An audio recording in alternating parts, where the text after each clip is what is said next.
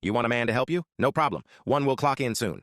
This happened 16 years ago. When I was about 20 years old, I was a department manager in a big box hardware store.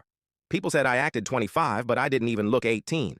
As a young female, I saw my fair amount of sexual discrimination, but the worst always came from women. This is the story of one such woman. I managed the paint department. I had 3 associates who worked for me. They loved me as a boss because I bought them a department radio, took the shifts they didn't want, worked Friday close and Saturday mid so my 2 younger guys could have time to have fun on Friday nights, and the older gentlemen took early Saturday morning so they could sleep off their fun. In trade, I gave the older gentleman his ideal schedule.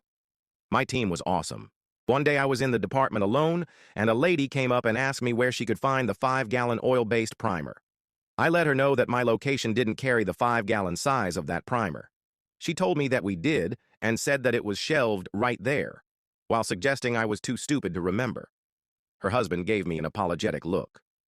I let her know that another location had what she was looking for, and that it was in fact in that exact location in that store. She let me know how stupid she thought I was for thinking she could mix up stores.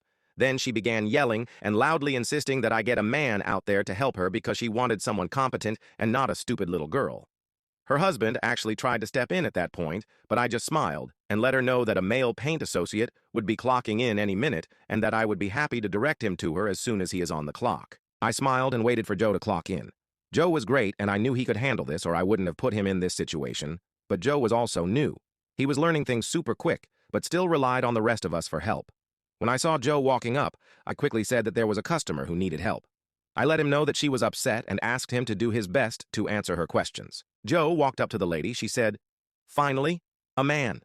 She asked her question, explained where the product should be, and waited. Joe calmly let her know that he had never seen us carry 5-gallon size of oil-based primer, but said he could check with the paint department manager. She was happy and loudly said she was happy to be getting some real help. Joe walked up to me and started to ask me about 5-gallon oil-based primers. The lady quickly walked up and asked him what he was doing.